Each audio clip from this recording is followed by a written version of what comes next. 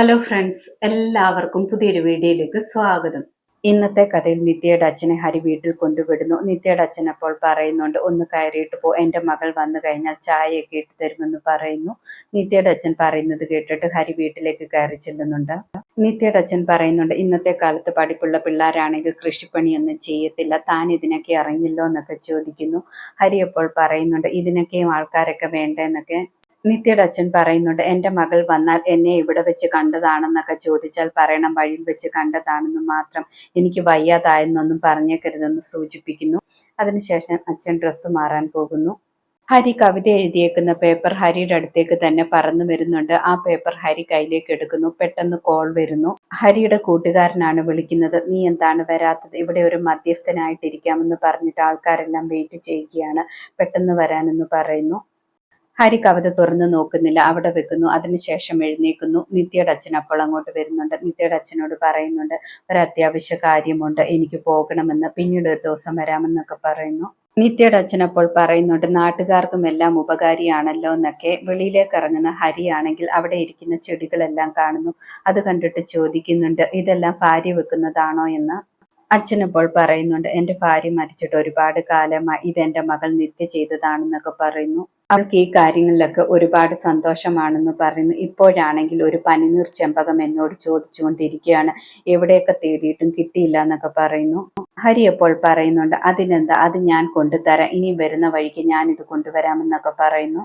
ഹരി അവിടെ നിന്ന് പോയതിനു ശേഷം നിത്യയുടെ അച്ഛൻ പറയുന്നുണ്ട്, ഇതുപോലെയുള്ള ചെറുപ്പക്കാരൊന്നും ഇന്നത്തെ കാലത്ത് കാണാൻ പാടാണെന്നൊക്കെ.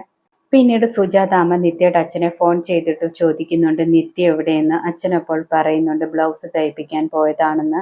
സുജാതാമ്മ ഇപ്പോൾ പറയുന്നുണ്ട്, നാളെ ഞാനും രഘുവേട്ടനും കൂടെ വീട്ടിലേക്ക് വരുന്നുണ്ട്, ഒരു കുടുംബപരമായ ഒരു ചടങ്ങുണ്ട്, അതിനുവേണ്ടിയാണെന്നൊക്കെ പറയുന്നു. അത് മാത്രമല്ല, നിത്യമോളെ എനിക്ക് അടിക്കടി കാണണമെന്നും ആഗ്രഹമുണ്ടെന്നൊക്കെ പറയുന്നു. ജീവൻ പോയി സംസാരിച്ച നിത്യയുടെ കൂട്ടുകാരി നിത്യയെ ഫോൺ ചെയ്യുന്നു. അതിനുശേഷം പറയുന്നുണ്ട്, നിന്റെ വിവാഹമൊക്കെ തീരുമാനിച്ചല്ലേ, ആ പയ്യനെ ഞാൻ കണ്ടിരുന്നു, നിന്നെക്കുറിച്ച് വന്ന് തിരക്കുകയും ചെയ്തു, അയാൾ എന്തോ നിനക്ക് ചേരുന്ന ആളാണെന്ന് എനിക്ക് തോന്നുന്നില്ല എന്നൊക്കെ പറയുന്നു. എന്തായാലും കുറച്ച് സംശയരോഗിയെ പോലെയുണ്ട്, നിന്റെ ആഗ്രഹങ്ങളും സന്തോഷങ്ങളും ഒക്കെ എന്താണെന്ന് എനിക്കറിയാലോ, അതുകൊണ്ട് പറഞ്ഞതാണെന്നൊക്കെ പറയുന്നു. നിത്യയോട് കൂട്ടുകാരി ഇങ്ങനെ പറഞ്ഞുകൊണ്ടിരിക്കുന്ന സമയത്ത് ഹരി അതുവഴി വണ്ടി ഓടിച്ചു പോകുന്നുണ്ടായിരുന്നു. കൂട്ടുകാരി പറയുന്നത് കേട്ടിട്ട് നിത്യ കുറച്ച് കൺഫ്യൂഷൻ ആകുന്നു. ആ കൺഫ്യൂഷനോടെ വീട്ടിലേക്ക് വരുന്നുണ്ട്. അച്ഛനപ്പോൾ സുജാതാമ്മയൊക്കെ നാളെ വീട്ടിലേക്ക് വരുന്നുണ്ടെന്ന് പറയുന്നു. അവരെല്ലാ കല്യാണ ചെലവും നോക്കിക്കോളാമെന്ന് പറയുന്നുണ്ട്.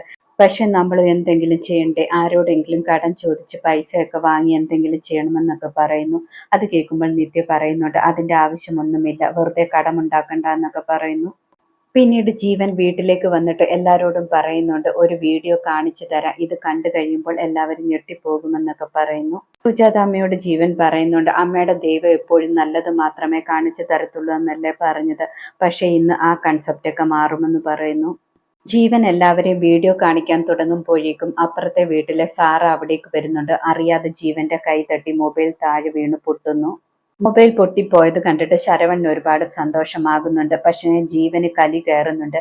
ജീവൻ സാറെ ഒരുപാട് വഴക്ക് പറയുന്നുണ്ട്, ഇങ്ങനെയൊക്കെയാണോ ഒരു വീട്ടിൽ വന്ന് പെരുമാറുന്നതെന്നൊക്കെ ചോദിച്ചിട്ട്. സാറെ അപ്പോൾ ഒരുപാട് സോറി പറയുന്നുണ്ട്, ഞാൻ വേണമെങ്കിൽ മൊബൈൽ വാങ്ങിത്തരാമെന്നൊക്കെ പറയുന്നു. സുജാതാമ്മ അപ്പോൾ പറയുന്നുണ്ട്, അതിന്റെ ആവശ്യമൊന്നുമില്ല, അവൻ ഏതോ വീഡിയോ കാണിക്കാൻ വന്നത്, അപ്പോഴങ്ങനെ സംഭവിച്ചത് കൊണ്ടുള്ള ദേഷ്യമാണെന്നൊക്കെ പറയുന്നു. സുജാതാമ്മ മകനെ ഉപദേശിക്കുന്നുണ്ട്, കുറച്ചൊക്കെ ക്ഷമ വേണമെന്നൊക്കെ പറഞ്ഞിട്ട്. അതിനുശേഷം അച്ഛനോടും പറയുന്നുണ്ട്, മകനെ ഒന്ന് ഉപദേശിക്കുന്ന.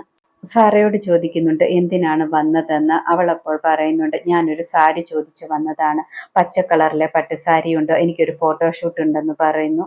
സുജാതാമ്മ പച്ച സാരി തരാമെന്ന് പറഞ്ഞിട്ട് കൂട്ടിയിട്ട് പോകുന്നു.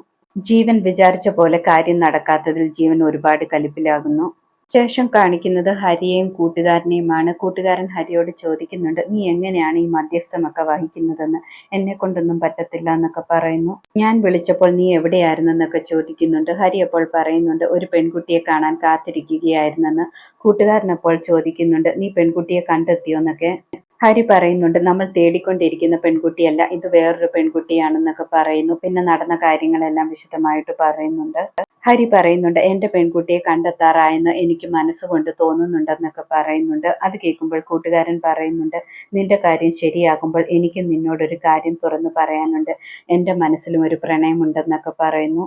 ഹരി അപ്പോൾ ആരാണെന്ന് ചോദിക്കുന്നുണ്ട്. കൂട്ടുകാരനപ്പോൾ പറയുന്നുണ്ട് സമയമാകട്ടെ ഞാൻ പറയാമെന്നൊക്കെ. പിന്നെയും കുറച്ച് സമയം കൂടെ രണ്ടുപേരും പ്രണയത്തെക്കുറിച്ചൊക്കെ പറഞ്ഞ് സംസാരിച്ചിരിക്കുകയാണ്. പിന്നെ കാണിക്കുന്നത് വിമലിനെയാണ്. വിഷമിച്ചിരിക്കുന്ന വിമലിനെ കാണുമ്പോൾ നളിനി ചോദിക്കുന്നുണ്ട്, എന്തു പറ്റി, നീ എന്താണ് ആഹാരം കഴിക്കാത്തതെന്ന്. വിമൽ അപ്പോൾ പറയുന്നുണ്ട്, നിത്യയുടെ വിവാഹം മുടക്കിയിട്ട് ഞാനുമായിട്ട് വിവാഹം നടത്താമെന്നൊക്കെ പറഞ്ഞതല്ലേ, എന്നിട്ട് അതൊന്നും നടക്കത്തില്ലല്ലോ എന്ന് പറയുന്നു. നളിനി അപ്പോൾ പറയുന്നുണ്ട്, ഞാൻ അവസാന നിമിഷം വരെ വിവാഹം മുടക്കാൻ ശ്രമിച്ചുകൊണ്ടിരിക്കും, എന്തായാലും നീ കഴിക്കാൻ വരാനെന്ന് പറയുന്നു. വിമൽ അപ്പോൾ കഴിക്കാൻ വരാമെന്ന് സമ്മതിക്കുന്നു. ഇന്നത്തെ കഥ ഇതോടെ അവസാനിക്കുന്നു. പുതിയൊരു കഥയുമായി വീണ്ടും കാണാം. Thank you.